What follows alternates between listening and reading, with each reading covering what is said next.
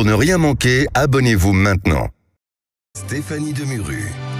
Il est quasiment 7h45. Merci de nous rejoindre en direct sur Sud Radio. Sud Radio vous explique. Le directeur général de la sécurité intérieure, Nicolas Lerner, alerte sur la résurgence très préoccupante, dit-il, des actions violentes de l'ultra-droite depuis le printemps. Dans un entretien au journal Le Monde, le haut fonctionnaire s'inquiète également de la banalisation du recours à la violence et la tentation de vouloir imposer ses idées par la crainte ou l'intimidation dans la mouvance de l'ultra-droite. On en parle tout de suite avec Guylain Chevrier, docteur en histoire, vice-président du comité Laïcité République. Bonjour Guylain Chevrier, merci d'être avec nous. Bonjour. Le patron de la DGSI alerte donc sur trois messages, l'ultra-gauche, l'ultra-droite, le terrorisme islamiste. On va les prendre dans l'ordre tout à l'heure, mais déjà c'est assez rare comme initiative. Qu'est-ce qu'il faut comprendre ? Alors il est vrai que cette intervention donc vient dans un contexte quand même assez particulier concernant notre pays, c'est-à-dire après les émeutes qui ont aussi manifesté leur niveau de risque et l'interprétation qu'on peut faire effectivement de ce qui vient de se passer donc nécessite sans doute aussi une prise de hauteur par rapport à l'ensemble des risques qui commencent à poindre à travers effectivement la montée peut-être en miroir, je dirais, de la violence d'une ultra-droite face à une ultra-gauche. Il parle d'une banalisation de la violence, justement, dans la mouvance d'ailleurs de l'ultra-droite.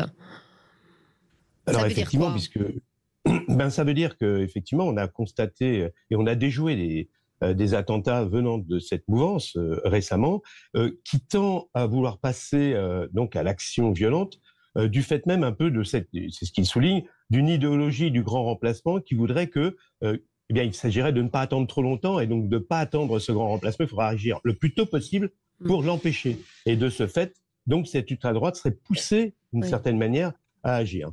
Ça veut dire que chacun agirait dans son coin en faisant fi totalement de la démocratie ?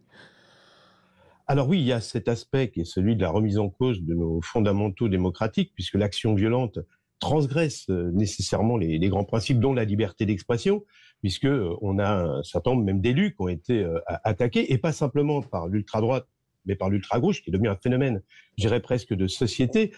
On l'a vu aussi dans le cadre des émeutes avec l'attaque avec une voiture bélier de l'habitation du maire de La Haye-les-Roses. On voit qu'on a une montée de la violence, je dirais à différents niveaux, par différentes mouvances, et on est sur une accumulation des risques en quelque sorte. Effectivement, l'ultra-gauche, évidemment, Guy Chevrier n'est évidemment pas épargné non plus.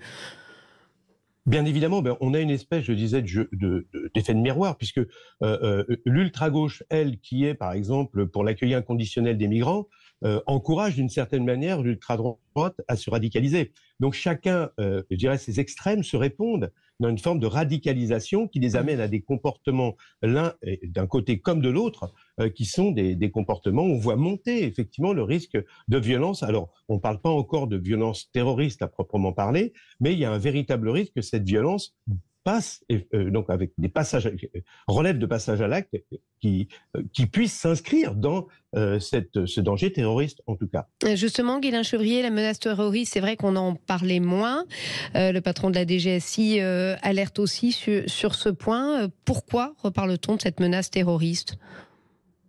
Alors, on en reparle à proprement parler, donc effectivement, concernant le djihadisme, parce qu'il y a une certaine résilience de ces mouvements, que ce soit donc effectivement en Irak ou en Iran, et aussi dans une partie de l'Iran, donc en Afghanistan. On voit effectivement se reconstituer donc ce mouvement donc à la faveur aussi des crises donc locales, y compris en Afrique, qui est aussi un nouveau effectivement terrain de tension pour la France. On l'a vu avec une manifestation anti-France et la façon dont aujourd'hui elle est perçue sur ce continent.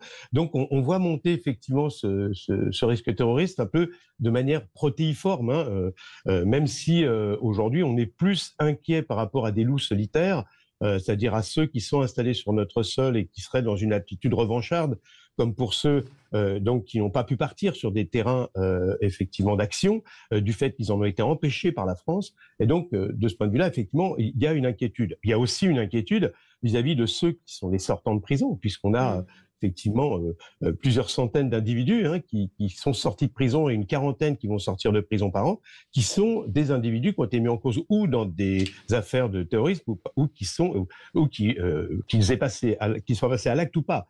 Donc on a effectivement aussi notre propre terreau de ce point de vue avec ceux effectivement aussi ces familles qu'on rapatrie des camps de Syrie avec des jeunes adolescents et donc là aussi plusieurs centaines, donc on ne sait pas très bien comment ils vont réagir effectivement dans l'avenir par rapport à ce passé donc qui a été cette antériorité qui a été celle d'avoir vécu pendant un certain temps aux côtés des djihadistes.